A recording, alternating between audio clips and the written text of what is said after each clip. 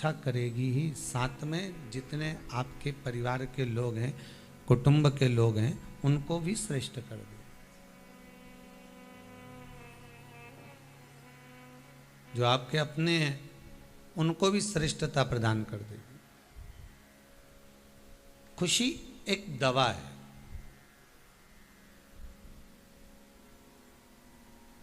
पर उस खुशी को पाना, उस खुशी तक पहुंचना शिव का स्तवन है, शंकर का अनुमोदन। आपको पहले भी कथा में कहा कि मिलता है सच्चा सुख केवल भगवान तुम्हारे चरणों में। दुनिया का सारा सुख, दुनिया की सारी खुशी, दुनिया का सारा आनंद भगवान के चरणारविंद में विराजमान।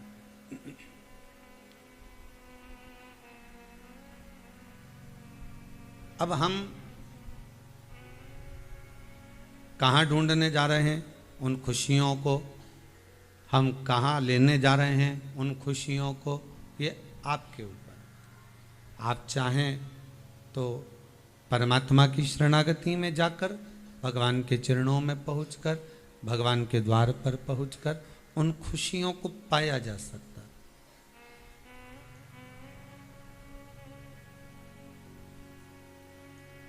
सबको पाने में देरी हो सकती है, पर शिव महापुराण की कथा कहती है शंकर को पाने में देरी नहीं होती महाराज।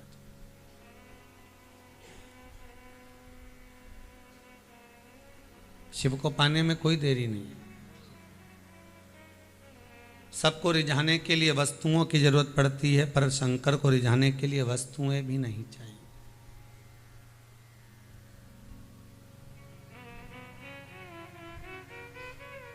आप बहुत सारा पदार्थ भगवान को दोगे तो क्या भगवान रिझेगा? ये भगवान की कथा नहीं कहती है कि आपको देना ही पड़ेगा।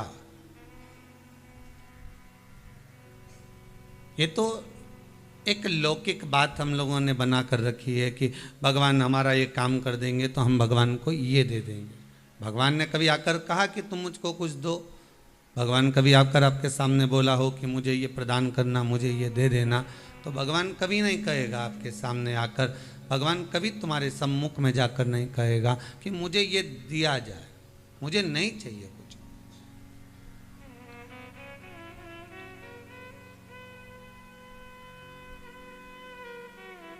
अपने मांगने में अपने परिवार का, अपने विश्व का, अपने क्षेत्र का भी कल्याण होना चाहिए, अपने मांगने में हो।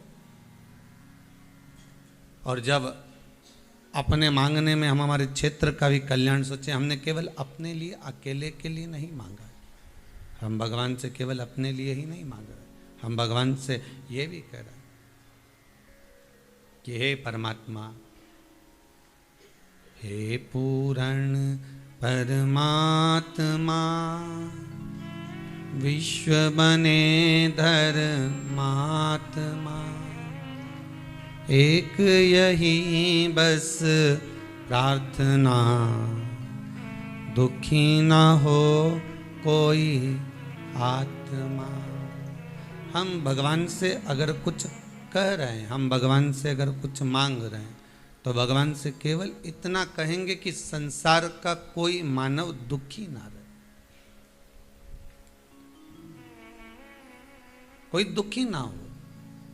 सर्वे भवन्तु सुखी, सब सुखी रहे। अब हम अगर भगवान से कहें कि भगवान आप केवल हमको सुखी कर दो, तो वो भी श्रेष्ठ नहीं। क्यों? तुम्हारे पास में अगर कोई भूखा बैठा हुआ है और आप रसगुल्ला खा रहे हो, आप भोजन कर रहे हो, पास में कोई भूखा बैठा रहेगा तो आपको वो रसगुल्ला, आपको वो भोजन अच्छा लगेगा क्या? नहीं, आपको उस भोजन में स्वाद नहीं आएगा, आपको वो रसगुल्ला श्रेष्ठ नहीं लगेगा, क्योंकि पास में कोई भूखा है।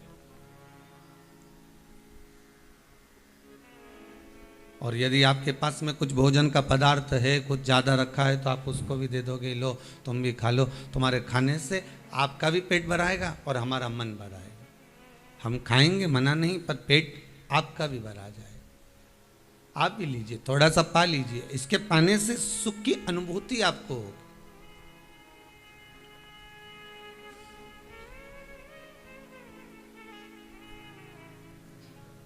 पहले का एक नियम था, ग्रामीण क्षेत्रों में, शहरी क्षेत्रों में, आप लोगों ने स्मरण किया होगा, करा कि ना करा हमको नहीं मालूम, पर आस्था चैनल के माध्यम से ये जरूर कहूँगा कि आपने सुना होगा, आपने स्मरण किया होगा कि अतिथि देवो।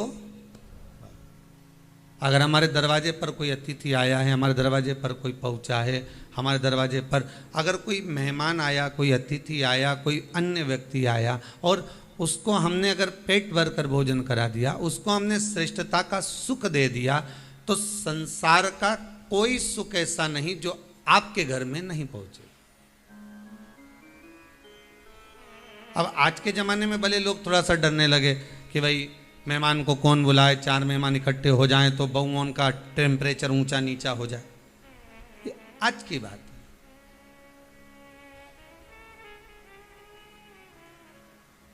पर प्रथम का जो सुख है, सारे पुराणों को अगर आप उठाकर देखेंगे तो अतिथि देवो भव। जो अतिथि हमारे यहाँ आ रहा है, जो भले पड़ोसन 50 बार आ रही है, भले नातेदार, रिश्तेदार, कुटुंब, कबीले, हमारे दरवाजे पर अगर किसी का पांव पड़ा है तो वो आपका अतिथि है, भले पड़ोसन 25 बार क्यों ना, वो आपका अतिथि। और उस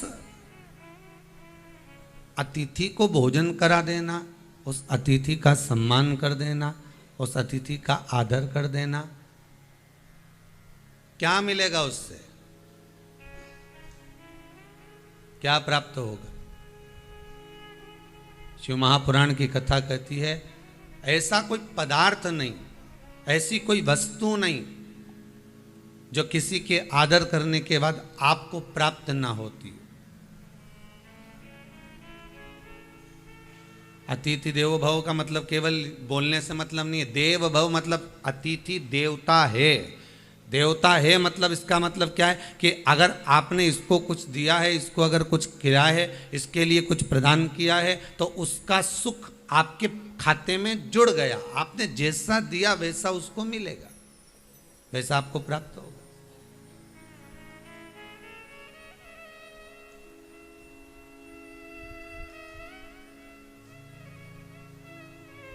अब लोगों को लगने लगा कि हम कहाँ, मम्मी के रिश्तेदार आए तो मम्मी पूछे, पिताजी के रिश्तेदार पिताजी पूछें, और हमारे रिश्तेदार आए तो हम पूछें। ये आज की विचार, आज की धारणा है लोगों की। पर पहले ऐसा नहीं था। अगर किसी के भी मेहमान आए हैं, किसी के भी अतिथि आए हैं, तो उसका आदर होता था, उसका सम्मान होता था, उसका सत्कार होता था, उसका आदर किया जाता था, क्योंकि उनको करने से उस फल की प्राप्ति हमारे पास भी हो।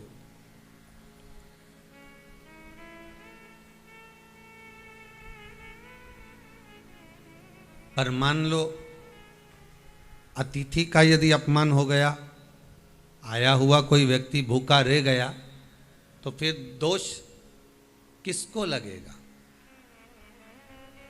जिसके दरवाजे पर वो आया, जिसके द्वार पर वो पहुंचा। दोष आपको नहीं लगेगा, दोष द्वार को लगेगा। दरवाजे पर भगवान विष्णु के दरवाजे के द्वारपाल हैं जय विजय, भगवान शिव के भी दरवाजे के द्वारपाल वीरभद्रादिकादिक है, माता लक्ष्मी के दरवाजे के द्वारपाल भी हैं, माँ आद्यशक्ति जगदम्बा के दरवाजे के द्वारपाल भी हैं, राधा रानी के दरवाजे के भी द्वारपाल हैं, भगवान कृष्ण के दरवाजे के भी द्वारपाल हैं।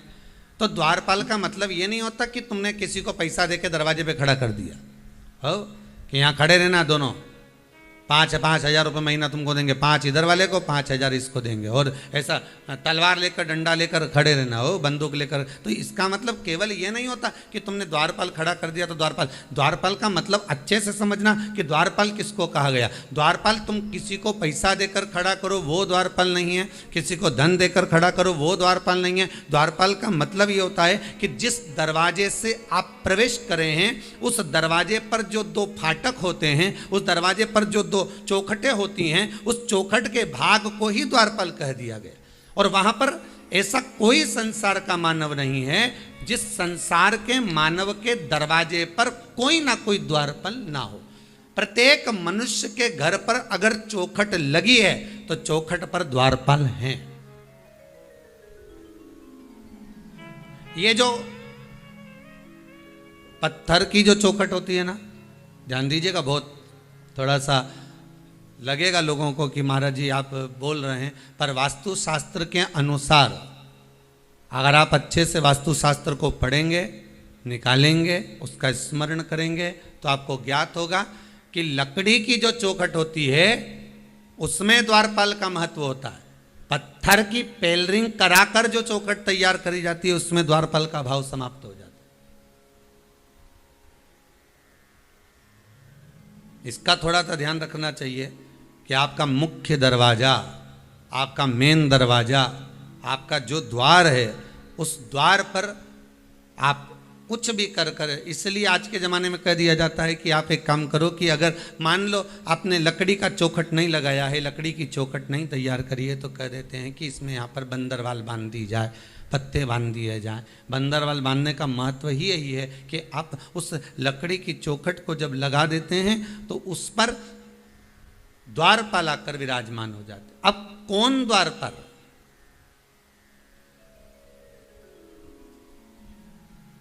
कौन द्वारपाल विराजमान? तो कहा ये द्वारपाल दिखते नहीं है, ये दरवाजे के द्वारपाल दिखेंगे नहीं। हिंदू धर्म में पहले नियम था, हमने तो महाराष्ट्र में आज भी देखा है, गुजरात में भी देखा है, पहले हिंदू धर्म में नियम था। थोड़ा थोड़ा हमारे मध्य प्रदेश में भी हमको देखने को मिलता है, छत्तीसगढ़ में भी मिलता है, आधिकाधिक उत्तराखंड में भी प्राप्त होता है, साउथ में भी देखने को मिलता है, कहीं कहीं पर थोड़ा थोड़ा देखने को मिलता है कि प्रतिदिन घर की माताएं घर के दरवाजे के बाहर जाकर पानी को छींटती हैं और थोड़े से आटे को लेकर, रंगोली को लेकर दरवाजे के सामने बना देती हैं। किसके लिए बना रही हैं? वो दरवाजे पर रंगोली, वो दरवाजे पर सुंदरता किसके लिए कर रही हैं? वो किसके लिए इंतजार कर रही, किसकी बाट जो रही, किसके लिए प्रतीक्षा कर रही? कोई दूसरा नहीं, अतिथि देवो भव। अर्थात दरवाजे पर जो चौखट बनी हुई है, दरवाजे पर जो द्वारपाल विराजमान है, वो द्वारपाल कौन है? तो कहा वो दिखते नहीं है, वो नजर नहीं आते, वो दिखेंगे नहीं।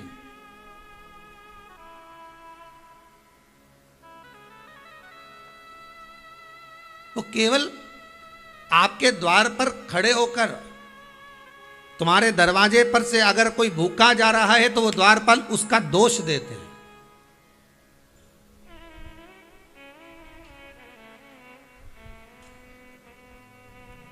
किसको मालूम है कि आपने दान करा? किसको मालूम है कि आपने पुण्य करा? किसको मालूम है कि आपने सत्कर्म करा? किसको मालूम है कि आपने भगवत स्मरण किया? वो केवल एक का खाता, वो है द्वारपालों का खाता। क्योंकि दरवाजे पर कोई आया और आपने उठाकर कुछ दिया तो दरवाजे के द्वारपालों ने वो देख लिया। दरवाजा उसकी साक्षी है, द्वार उसकी साक्षी है कि इन्होंने कुछ दिया है, इन्होंने कुछ प्रदान किया। जब कोई व्यक्ति मरता है, अभी ये कोरोना महामारी के अंतर्गत मरे तो घर तो नहीं लाए, डायरेक्ट ले गए, वो तो एक अलग बात हो गई, उसको छोड़ दो। पर अगर आप अंदाजा लगा कर देखेंगे तो जब कोई व्यक्ति मरता है तो मरने वाले व्यक्ति को भले एक्सीडेंट से मरा हो, सुसाइड करा हो, कुछ भी करा हो, अपनी मौत से मरा हो, मृत्यु आदि से जब वो मर गया किसी कारणवश, तो उसको सबसे पहले घर पर लेकर आया जाता है।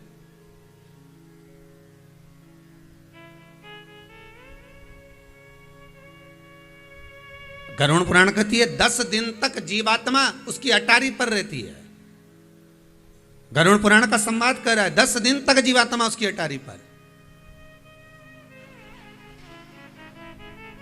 और जब 10 दिन तक जीवात्मा उसकी अटारी पर रह रही है, 10 दिन तक जीवात्मा वहाँ निवास कर रही है, 10 दिन तक जीवात्मा वहाँ पर रह रही है, तो उसके पास में हिसाब तो पूरा होगा ना। उस दरवाजे पर से, उस द्वार पर से उस बॉडी को, उस शरीर को जो मर गया है, देवलोक गमन जो कर गया है, स्वर्ग चले गया, वैकुंठवास जिसका हो गया, उसको दरवाजे से लेकर जाया जाता है। क्यों? क्योंकि इस द्वार पर के, द्वार के जो द्वारपाल हैं, वो उसका हिसाब, उसका चिट्ठा उसके साथ भेजते हैं कि इतना इसने दान किया, इतना इसने पुण्य करा, इतना इसने सत्कर्म करा, इतना इसने स्मरण किया है, दान किया है, पुण्य करा है, सत्कर्म करा है, भजन किया है, कीर्तन किया है, नाम जाप किया है। ये उसके अंतर्गत उसको बता देते हैं कि इसने इतना किया है।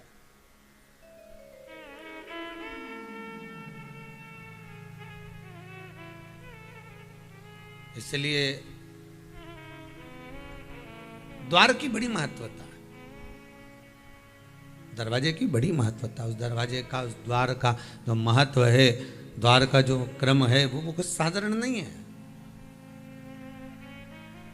अब एक बात और समझ लीजिए अच्छे से, किसी भी मंदिर में आप प्रवेश करें, किसी भी मंदिर में, जहां तुम्हारी मर्जी पड़े उस मंदिर में आप अगर प्रवेश कर रहे हैं, जिस मंदिर में आप जा रहे हैं, और वहाँ पर अगर चौखट है, चौखट भी ज़्यादा चौड़ी ना हो, छोटी चौखट हो, तो प्रयास करना कि उस चौखट पर लात ना रखा। प्रयास करा करो कि चौखट पर लात ना रखें, उस चौखट को नमन करो। पाँव नहीं रखना, उस चौखट पर अपना सिर रखना। क्या रखना है? अपना मस्तक, अपना शीश उस चौखट पर रख दिया जाए।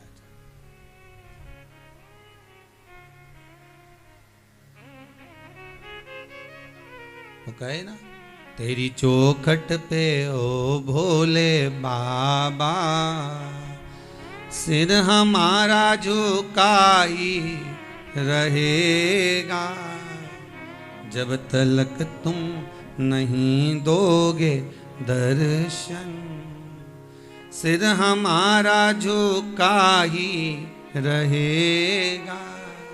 आप जो चौखट है उसको लांघने का प्रयास करा करो कि हमको उसको लांघना है।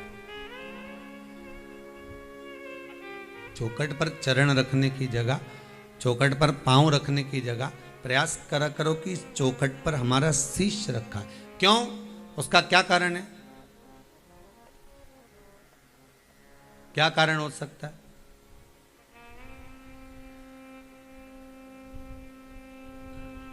उसका एक कारण, जिस चौखट पर आप अपना मस्तक रखे हो, प्रणाम करे हो, जो द्वारपाल खड़े हैं, वो द्वारपाल आपसे धन नहीं ले रहे हैं।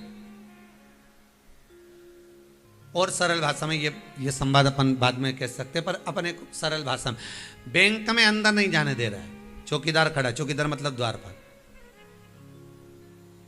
फैक्ट्री में अंदर नहीं जाने दे रहा है, द्वारपाल खड़ा है। मंदिर के अंदर नहीं जाने दे रहा है, द्वारपाल खड़ा है। क्या करोगे? और तुम्हें जाना जरूरी है। 500 का नोट निकाला, किसको दिया? जम के बोलो, उसी द्वारपाल को। द्वारपाल को दिया तो वो अंदर भेजेगा कि नहीं भेजेगा? अंदर से बोल के आएगा, सर कोई आया हुआ। अब यहां सीधी सीधी बात है, भगवान कृष्ण के दरवाजे पर सुदामा जब जाकर पुकारे, आवाज लगाई,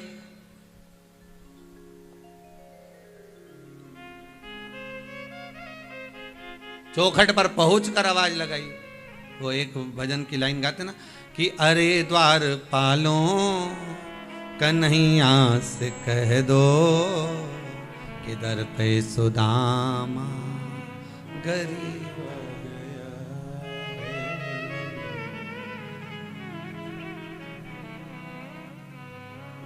गया। भटकते भटकते ना जाने कहाँ से तुम्हारे महल के करीब आ गया। आप द्वारपाल से क्या कह रहे हैं?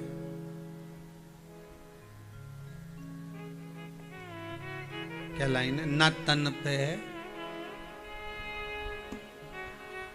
नतन में पगड़ी नदन पे जामा, बता दो कन्हैया को नाम है सुदामा। द्वारपाल गया था अंदर।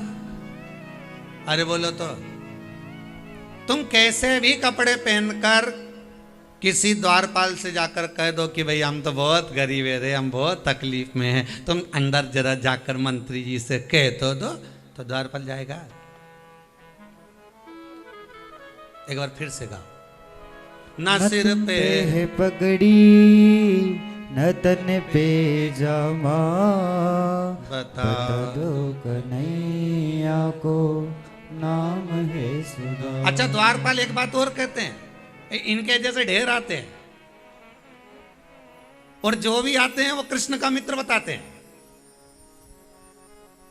अब तुमने कहा ना वो सेठ जी से जाके बोलो हम उनको पहचानते हैं, हमारा नाम बोल देना हो, हमारा नाम भैरू सिंह, बोलो जरा जाके बोलो।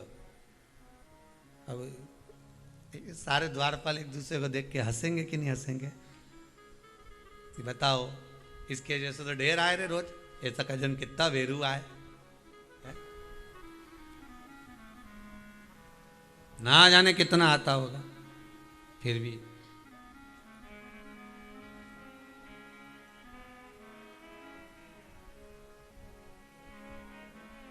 अब कहा न तन पे जामा है, न सिर पे पगड़ी है, कुछ भी नहीं है हमारे पास।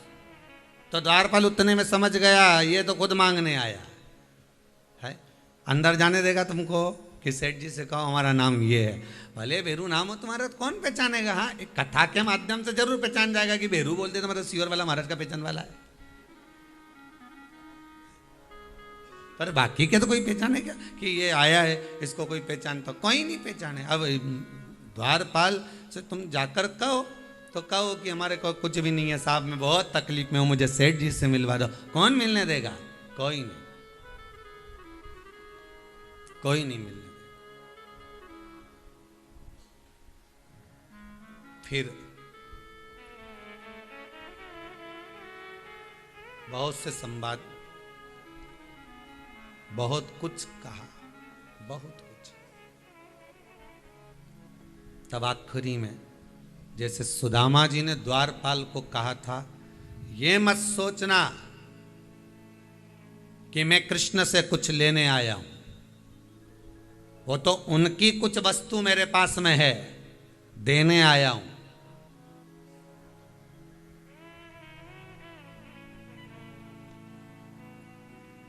मैं उनको कुछ देने आया हूं। तब इनकी बुद्धि में बैठा कि मतलब देने आया है तो मतलब जरूर कोई बात, पर शरीर से तो लग ही नहीं रहा कि ये कुछ दे पाएगा, शरीर से तो लगता ही नहीं है कि ये दे सकेगा। सोमानी जी, एक बात हम कहने में पीछे ना हटेंगे महाराज। एक बार सालों हो गए होंगे, लगभग 20-22 साल पहले की बात है, नर्मदा जी के घाट पर बुधनी में श्रीमद् भागवत कथा थी, 22 साल पहले। अब एक बूढ़ी अम्मा जो नर्मदा जी के घाट पर भिक्षा मांगती थी, कटोरा लेकर, एक सफेद साड़ी पहनकर भिक्षा मांगती थी बुधनी घाट पर। अब कथा का समापन के 2 दिन पहले वो आई और क्या मेरे को कथा हो गई ना महाराज जी, तो आखिरी दिन भंडारा करना है। हमने कहा भंडारा तो करोगे पर इतना धन कहाँ से आएगा, अपने पास भी नहीं दादा, और ना बेचारा जो कथा करा रहे उनके पास इतना धन, भंडारा कहाँ से करेंगे? नहीं नहीं, वो तुम चिंता मत करो, तुम तो बस कल आज माइक पे बोल देना कि आखिरी दिन भंडारा। अब हम भी छोटे, अब बुढ़िया के कहने में आ गए, बोल दिया माइक से कि भंडारा आखिरी दिन। अब आखिरी दिन भंडारा। अब वो जो महिलाएं कथा करा रही थी और कुछ लोग तो कहे गुरुजी आपने क्यों बोल दिया कि भंडारा का? हमने कहा वो डोकरी बोल के गई, वो बोली बुढ़िया अम्मा। अरे वो तो खुद घाट पे बैठ के भीख मांगती है, भिक्षा मांगती है, दिन भर नर्मदे हर नर्मदे हर नर्मदे हर कहती है, और तुमने उसका क्या नाम मान लिया? अब हमने कहा मान तो लिया, अब नर्मदा मैया जाने और डोकरी जाने, तो हम तो अब भंडारा के तैयार। अब ये क्या माताएं क्या 5 किलो आटा में लिया उन्हें, रवा में लिया उन्हें, घी में लिया उन्हें, अपन सेक लेंगे, हलवाई को बुलाएंगे तो 5,000 रुपये अलग लग जाएंगे, 5,000 रुपये अपने बचा। अब बेचारी महिलाएं तो महिला रहती है, महिलाएं तो जैसे कि कोई श्री राम मंदिर महिला मंडल है ग्राम सिरसोस से, जिला खंडवा से। अब ये महिला ऐसी हैं कि ये दिन रात मजदूरी करती हैं, 5-5, 10-10 रुपये इकट्ठे करे इन्होंने, और 5-5, 10-10 रुपये इकट्ठे कर कर इन्होंने 5,000 रुपये विठले सेवा समिति को मंदिर निर्माण में भेजे। अब इनसे कहा गया कि ये पैसे आप भेज रही हो, इससे अच्छा दूसरे के हाथ से भेज रही, तुम लोग आ जाती हैं, दे जाती, उसमें किराया लग जाएगा, हमारे पास इतना नहीं कि हम यहाँ आ सके, इसलिए हम किसी के माध्यम से भेज दिए। ये प्रेम है, ये करुणा। अब हमने कहा कि सब इकट्ठा कर लिया। अब माताएं तो माताएं, जब कोई कार्यक्रम करती हैं तो हो सकता है इतना उनके पास में नहीं हो पाता, इतना धन नहीं होगा, तो उन्होंने इकट्ठा करा थोड़ा बहुत आटा चावल दाल। अब कथा को समापन होने में 2 दिन थे। छठे दिन हमने कहा जाओ जरा अम्मा को देख के आओ, वो बूढ़ी अम्मा कहाँ गई, तो क्या आज तो है ही नहीं पूरे घाट पे। हमने कहा अच्छे गए रे राम जी। अब वो 5-10 किलो आटे की पूड़ी में और इतने सेम और इतनी पब्लिक और सारा नगर में माइक पे, पहले बड़ा बड़ा चोंगा लगता था, आजकल तो बक्सा, बक्से की आवाज़ कितनी दूर जाएगी, यहीं तक थोड़ी दूर तक, पर वो क्या बोलते भोपू, चीलम चांगा चोंगा, अब वो लगा, वो में सारा गांव में सूचना हो गई। गए राम जी। अब 6वें दिन की पूरी कथा हो गई, 2 बजे से 5 बजे तक। हमने फिर किसी को भेजा, मैंने कहा आशीष देख के आ रहे बुढ़िया है कि नहीं, तो क्या वो तो पत्ते ही नहीं उसके। तो अब 6ठे दिन की रात्रि को 10:30 पौने 11 बजे वो धर्मशाला का दरवाजा बजाई और बजाकर आवाज लगा के बोली मैं ऑटो में सारा सामान बल लाई। हमने कहा भगवान आशीष चलो रे, ऑटो भी देख लो और सामान भी देख लो। जो नीचे गए जाकर देखा तो एक लोडिंग ऑटो में सामान पड़ा हुआ था और बुढ़िया ने हमारे हाथ में उस समय 22 साल पहले 5-5 के नोट की 2 गड्डी ला के दर दी कि कोई भी कन्या बिना दक्षिणा के नहीं जाए, सबके दे दो। अब हमने पूछा तो तुम्हें यहाँ कहाँ से लेके आई, तो क्या होशंगाबाद गई थी ना लेने के लिए। अच्छा, तो यहाँ छोड़ने कौन आया? बैंक वाले आए। बैंक वाले यहाँ छोड़ने आए? हाँ,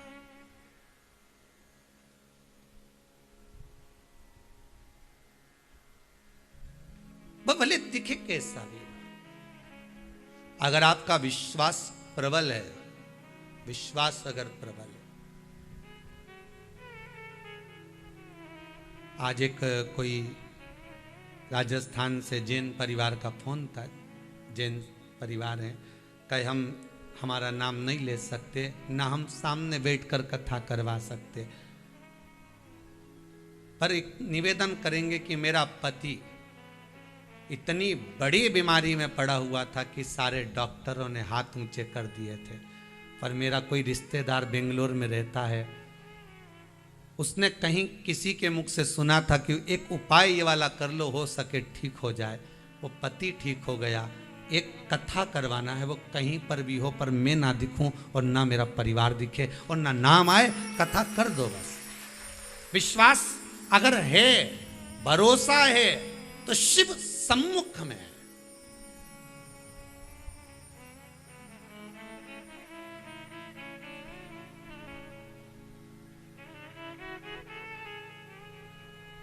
खुशियां घर के अंदर दरवाजे से प्रवेश करती है साहब, और उस दरवाजे को खुशी देने वाला कोई दूसरा नहीं होता, वो आप हो। ना सियोर वाला महाराज होगा, ना संसार का कोई महाराज होगा, वो खुशियां देने वाले आप हो गए। आपने अगर अपने दरवाजे से खुशियां दी है तो संसार का कोई मानव नहीं जो आपकी खुशियों को रोक सके। आप एक कटोरी चावल का दान देते हो, 1 बोरी चावल मेरा देव अधिदेव महादेव आपके घर में भेज देता है। खुशियां आप दे सकते, दूसरा नहीं देगा। दरवाजे पर खड़े हुए द्वारपालों को आज द्वारपाल भी सोच रहे हैं कैसा स्वरूप है, ये कोई स्वरूप है अंदर प्रवेश करने का। फिर भी उन्होंने कहा हमारे पास में कुछ है देने के लिए। तो उन्होंने पूछ लिया क्या है तुम्हारे पास देने के लिए। तो उन्होंने पोटली दिखा दी, ये देखो सामान रखा। हो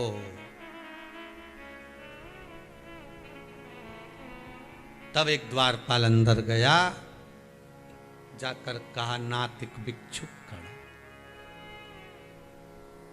नातिक भिक्षुक खड़ा, विप्र सुदामा नाम, हमें बताया कुछ नहीं, कहता प्रभु से काम। तब हमको लगा कि उसने मांगा कुछ नहीं, और देने की बात कर रहा है, वो देने की बात कर रहा है, ये हमको ज्ञात है। ठीक है, तब समझ में आ गया। तो आप किसी बैंक में, किसी ऑफिस में, किसी जगह पर जा रहे हो, दरवाजे पर द्वारपाल है, दरवाजे पर कोई चौकीदार खड़ा हुआ है, आप उससे कहोगे, गिड़गिड़ा कर कहोगे कि मेरा ये कपड़े फटे हुए हैं, मेरे पास कुछ भी नहीं है देने के लिए, मैं बहुत गरीब हूं, तो द्वारपाल अंदर जाने देगा? अरे बोलो जम के, नहीं जाने देगा। आप कितनी भी विनती कर लो, कितना भी निवेदन कर लो, हाँ कहीं का हृदय पसीज जाए तो बात दूसरी है, पर कोई आपको अंदर जाने नहीं देगा। पर एक चतुरता अपने पास में रखना, 500 का नोट निकाल के उसके हाथ में धरना, रोकेगा?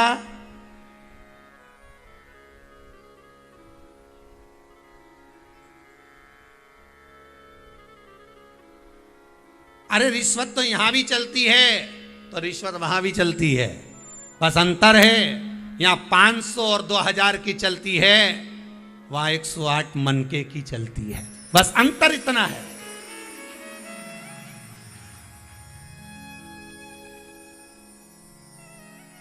यहां 2000 के नोट की चलेगी, यहां 500 की चलेगी। उसकी यहां अगर रिश्वत चलेगी तो नीचे जो तुमने माला जपी है, 108 मनके की जो माला का स्मरण किया है, नाम जाप किया है, शिव नाम लिया है, भक्ति में जो तुम डूबे हो, बस वही चलती, कोई दूसरी नहीं।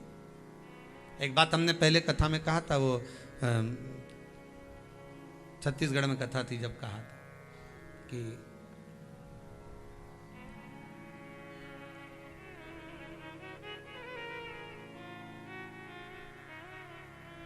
एक 108 पर फोन करोगे तो एम्बुलेंस आएगी कि नहीं आएगी? अरे बोलो तो जम के, आए ना। जब 108 पर फोन किया तो एम्बुलेंस आ गई, 108 पर फोन करा तो डॉक्टर आ गए गाड़ी लेकर। तो 108 के मनके की माला जपोगे तो वो नारायण आएगा कि नहीं आएगा? उसको भी तो मालूम है कि ये बुला रहा है तो मुझे जाना पड़ेगा।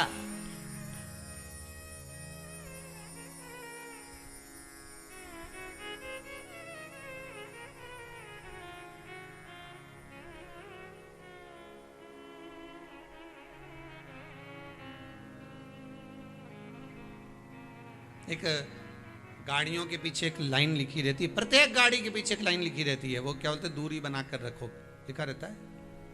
क्यों ड्राइवर साहब, क्या लिखा रहता है? यही लिखा रहता है।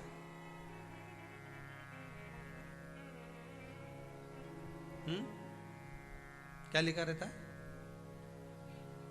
कृपया दूरी बनाए रखें। ये केवल गाड़ी की दूरी से मतलब नहीं है,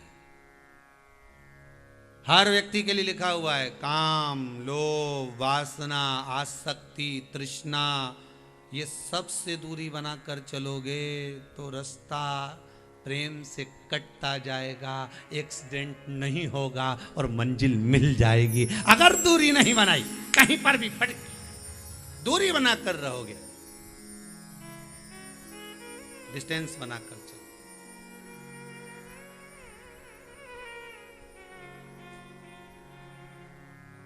थोड़ी सी दूरी बनाकर अगर आप चल रहे हो, क्यों ना होगा। काम, लोभ, आसक्ति, वासना, तृष्णा, ये सब दूरी बनाने के लिए ही है। थोड़ी थोड़ी दूरी बनाए। तो दरवाजे के द्वारपाल को अगर आपने 500 दिए तो उसने स्वीकार किया। उसी तरह जब भगवान के मंदिर में हम प्रवेश करें, भगवान की चौखट पर हम जाएं, भगवान के दरवाजे पर हम जाएं, शिव के द्वार पर हम जाएं, राम के द्वार पर हम जाएं, कृष्ण के द्वार पर हम जाएं। भगवान की चौखट पर जब हम पहुँचें तो प्रयास करना चौखट पर पाँव रखने की जगह चौखट पर अपना सिर रखना, जिससे भगवान के जो द्वारपाल हैं वो जान जाएं कि इसने मुझे रिश्वत दे दी। कौन सी रिश्वत? अपने मस्तक को नीचे झुका। ये बहुत भरा हुआ घड़ा है। कौन? अरे बोलो तो। ये खोपड़िया, ये जो मस्तक है, जो ये मस्तक है, ये बहुत भरा हुआ घड़ा है, बहुत भरा हुआ घड़ा। अब काय से भरा हुआ है? अहंकार, लोभ, कितना भरा है कि जिस जगह तुम बैठ गई उस जगह कोई दूसरी आके जरा सा डिस्टर्ब कर दे तुम्हारी जगह।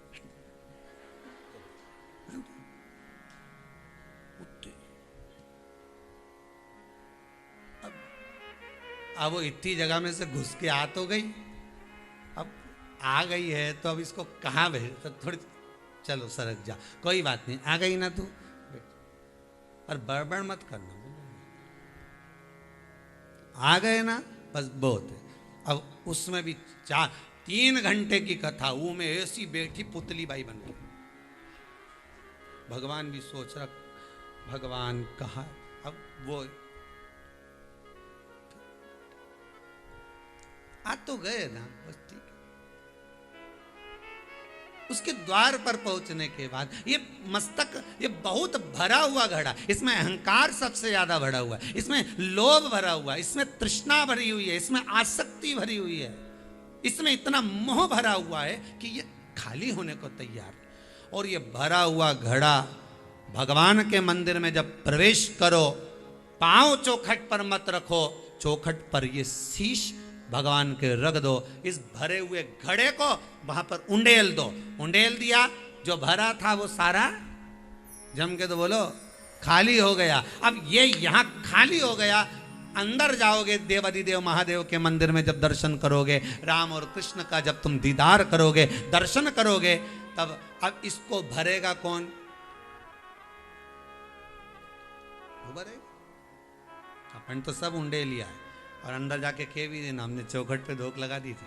अब तुम्हें कहने की जरूरत नहीं, द्वारपाल खड़े हैं ना, वो सब बोल देंगे अंदर जाके, हे भोलेनाथ, ये आई है दरवाजे पे अपना सिर उंडेला, सब छोड़ के आ गई। अंदर आके एकदम क्लीन, पूरा हंडा खाली है पूरा। अब बाबा कृपा कर। अब ये द्वारपाल का, आजकल जो डॉक्टर है ना बड़े वीआईपी हैं, जितने डॉक्टर है ना बड़े, ये इनके जो असिस्टेंट है ना एक साथ में बैठा रहता है। डॉक्टर तो अपना काम करता रहता है, पर कोई मरीज आए ना तो पहले असिस्टेंट पूछता क्या हो गया, फिर वो कॉपी पे सब लिखता जा। भैरू का पेट दुखे, सब लिखे। कितना दिन से दुखी रहा है? 8 दिन हो गया। क्या क्या खाया? गोली के सिवाय सब खाया। अब बोलते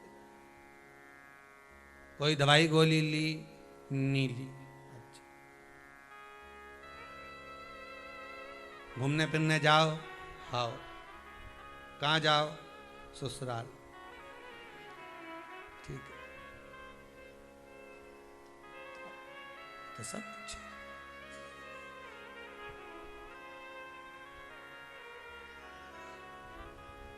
और कोई एक्स्ट्रा सामान खाया, लोग ही हमारा खा गए। हमने एक प्लाट लिया था, उस पर कब्जा कर लिया। डॉक्टर का असिस्टेंट पूछ रहा है, ये पेट की बात चल रही है, जमीन की नहीं। अब उसने सब पूछ लिया। डॉक्टर साहब आए, कुर्सी पे बैठे, हाँ जी। फिर ये मरीज नहीं बोलेगा, असिस्टेंट बोलेगा, साहब इनका पेट दुख है और ये कहीं घूमने नहीं जाए, बस ससुराल गया और ऐसा गया और पेट दुख है, इन्हें कहीं नहीं खाया, इन्हीं का सबने खाया। बस सब बात बताई इन्हें पूरी। ठीक है, ये टेबलेट लिख दी है, ये लिख दिया है, ये खा ले। अब मरीज तो बेचारा सोच के पड़ा, इतना बड़ा डॉक्टर का नाम सुना था और कह रहे थे डॉक्टर साहब से मिलना है। अब डॉक्टर साहब तो बात ही नहीं करे, मुनि में कर लिया सारा बात। ठीक,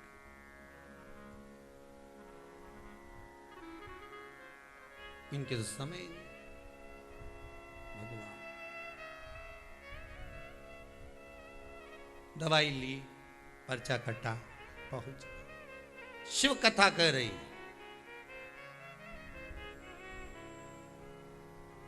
इस मस्तिष्क को, इस घड़े को भगवान की चौखट पर उंडेल देना, अंदर जाएगा, भरने की जवाबदारी उसकी है। वो कितना भरता है, कैसा भरता है, क्या क्या देता है, ये जवाबदारी उसकी है।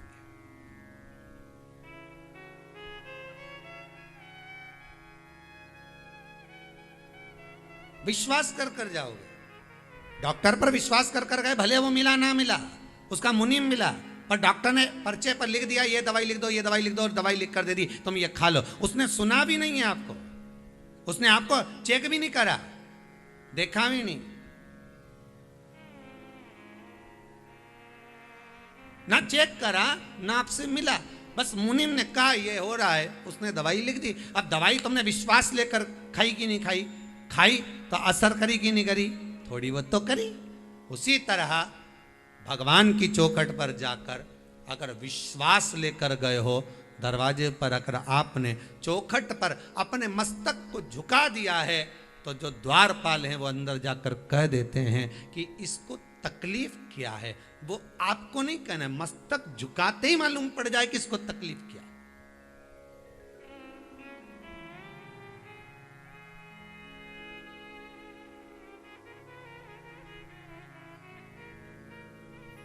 एक कितना सा बच्चा 5 महीने का, 5-6 महीने का बच्चा रोए जाए रोए जाए रोए जाए, तो वो मुंह से बोले कि मम्मी हमारा पेट दुखी रहा है। अरे बोलो तो, बोले क्या कि मम्मी मेरा सिर दुख रहा है। छोटा सा बच्चा 5 महीने का, पर जब रोता है तो माँ समझ जाती है इसको तकलीफ क्या है, इसको कष्ट क्या है।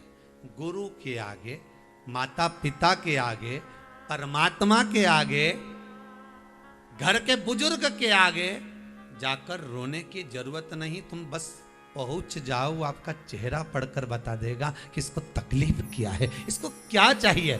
जा बस बाबा से विनती कर, निवेदन कर, कुबेरेश्वर महादेव से विनय कर कि बाबा तेरी धरती पर आई हूं, तो उससे प्रार्थना करती हूं। मैंने सुना है कि 3 महीने में यहां जो आता है वो वापिस आता है तेरे दरबार में, बस वो विश्वास लेकर आई हूं, मेरा हो जाए काम, मैं वापिस से जाऊं। यह एक विश्वास वाली बात, ये भरोसा, ये दृढ़ता।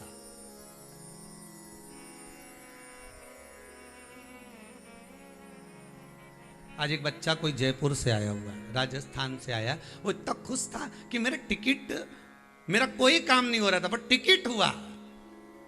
कहीं बैठा हो तो जरा देखना, वो बच्चा, वो बालक, मेरा टिकट, वो आया हुआ, केवल मेरा टिकट हुआ। मैं कहूंगा उसको माइक देना जरा सा।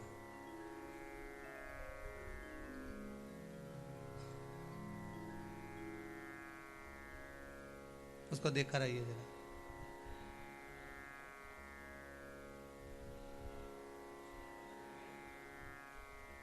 वो कह रहा था मेरा केवल टिकट हुआ है आने का, और बाबा ने ऐसे ऐसे कर दिया कि नमः शिवाय, इधर खड़ा हो जाओ दीवार के पास। जी कहाँ से आए आप? मैं जोधपुर राजस्थान से। जोधपुर से आए, कब आए? मैं कल आया हूँ दोपहर में जी। और जब निकलने के लिए टिकट बना मेरा, पहले कोई काम नहीं हो रहे थे और टिकट बनते ही ऐसा काम शुरू हो गया। सारे काम मतलब अपना फ़ोन पे फ़ोन, 10 लोगों के कॉल आ रहे हैं, जैसे बाबा ने मेरे को सेल पे लगा दिया हो वैसी भीड़ लग गई है। बाबा की कृपा, धन्यवाद बहुत बहुत। धन्यवाद। कृपा शिव करता, यहाँ कोई कृपा करने वाला नहीं, बस उस पर भरोसा रखिए, उस पर विश्वास रखिए। दुनिया का सारा काम आप आस्था चैनल के माध्यम से कथा सुन रहे हो, मैं तो बाबा से निवेदन करूंगा, फेसबुक यूट्यूब पर कथा सुन रहे हो, बस विश्वास रखकर सुनना, तुम्हें कहीं जाने की जरूरत नहीं पड़ेगी, बाबा वहां बैठे बैठे ही तुम्हारा कल्याण कर देगा। ना कहीं जाना ना आना, तुम तो स्मरण में डूबे रहो, बस भक्ति में लगे रहो, बस बहुत। उसकी चौखट पर जाकर बस मस्तक झुका लिया आपने, नतमस्तक हो गए, अहंकार चले गए।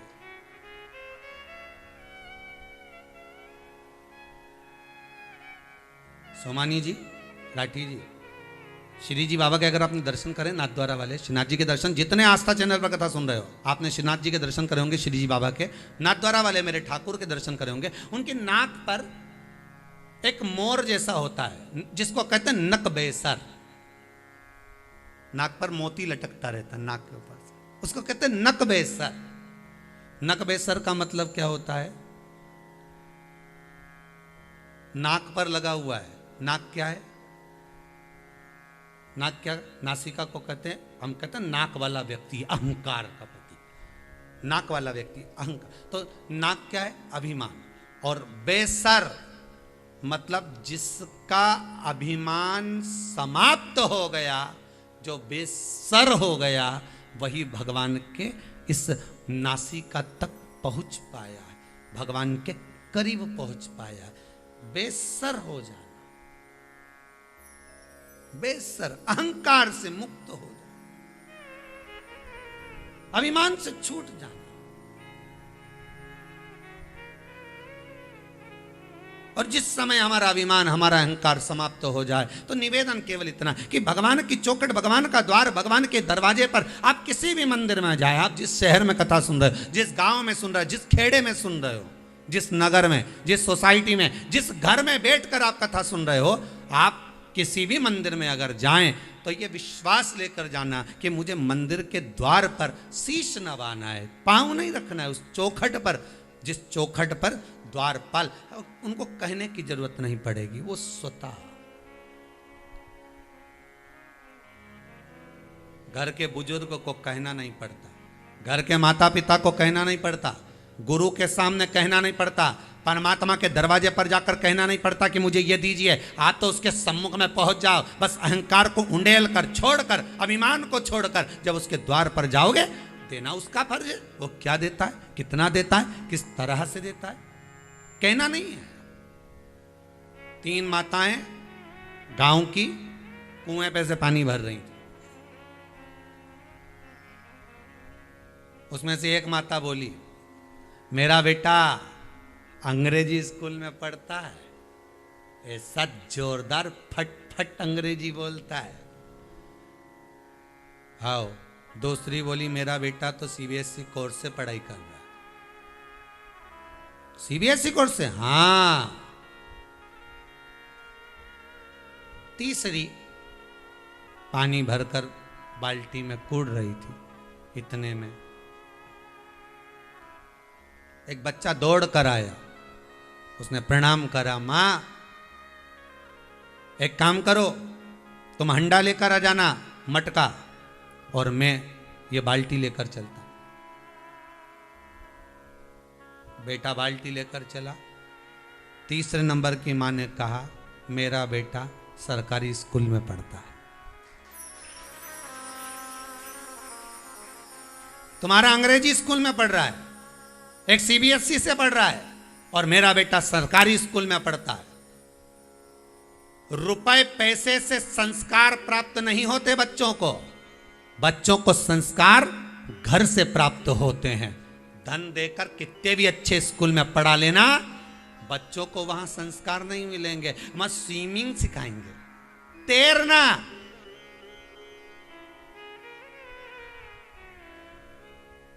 वहां घोड़ा चलाना सिखाएंगे, वहां कंप्यूटर चलाना सिखाएंगे, वहां सारी दुनिया की ऐसी कोई चीज नहीं है जो आपके बच्चे को नहीं आती। पर बच्चे को एक चीज नहीं आती, माता पिता और घर के बड़ों के आगे झुकना नहीं आता, और वो किसी स्कूल में नहीं सिखाया जाता, वो घर के विद्यालय में सिखाना पड़ता है। और घर की टीचर, घर का जो टीचर है वो घर की माँ है, घर का जो टीचर है वो घर का पिता है, घर का जो टीचर है वो घर के बुजुर्ग हैं, और वही सिखा सकते हैं कि झुकना क्या होता है, प्रणाम करना क्या होता है, आदर करना क्या होता है, सम्मान करना क्या होता है, सत्कार करना क्या होता है। कितने भी अंग्रेजी स्कूल में पढ़ लो, कितने भी अच्छे सीबीएसई कोर्स से पढ़ लो, कितने भी विदेश में जाकर पढ़ लो, पर बच्चों में जब संस्कार होंगे तो जीवन का एक आनंद प्राप्त होगा, जीवन का वो सुख प्राप्त होगा जो होना चाहिए।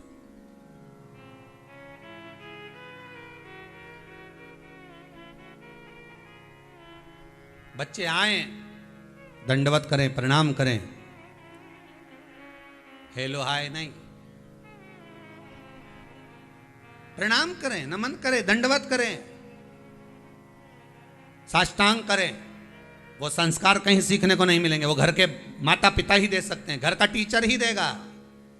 कोचिंग ट्यूशन देना पड़ेगा। ये मेरा अंग्रेजी में पढ़ता है, ये सीबीएस, और ये सरकारी से मतलब ये नहीं कि सरकारी स्कूल। हमारा कहना केवल इतना है कि संस्कार धन से नहीं आ सकता, संस्कार पैसे से नहीं आ सकता। संस्कार अगर प्राप्त होगा तो कुछ विवेकता घर की भी होना चाहिए, कुछ आनंद घर का भी होना चाहिए, कुछ प्रणाम घर का भी होना चाहिए।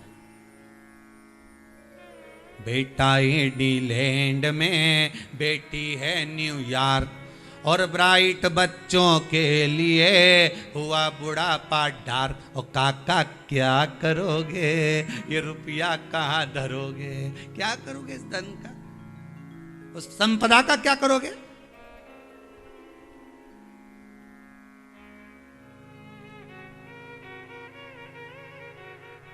आपका प्रेम, आपकी करुणा, आपकी वात्सल्यता, आपके संस्कार, आपका स्नेह बच्चों को महान बना सकता है, कोई दूसरा नहीं।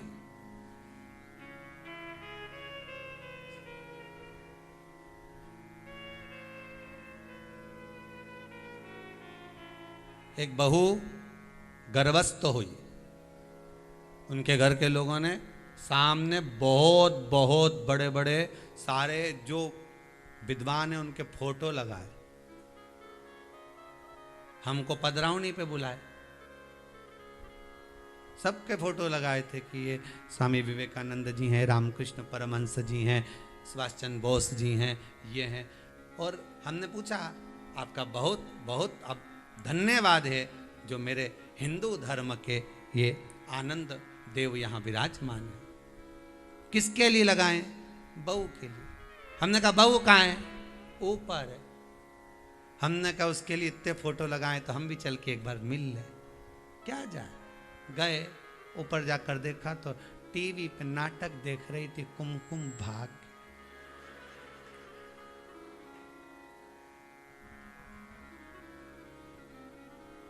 हमने कहा ये, तो उससे पूछा क्यों बेटा, ये फोटो तो नीचे लगाने, तू ऊपर नाटक देख रही।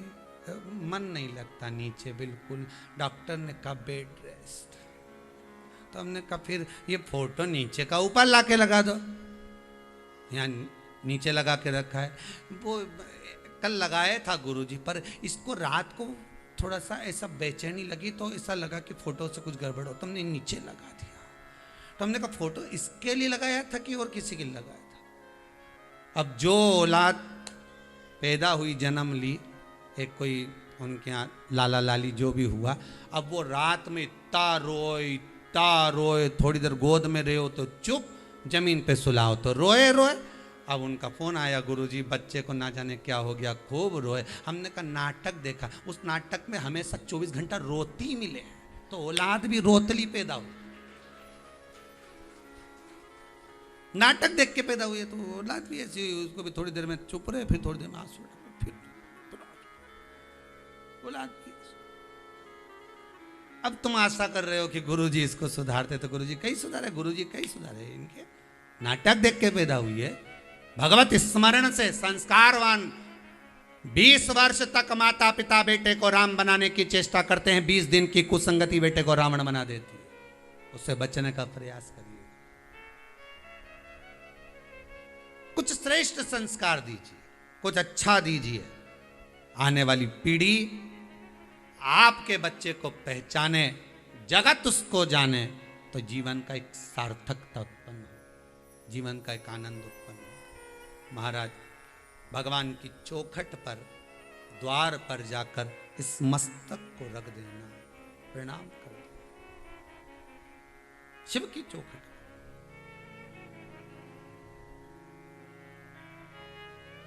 और जब शंकर की चौखट पर जाकर इस शीश को रख दोगे,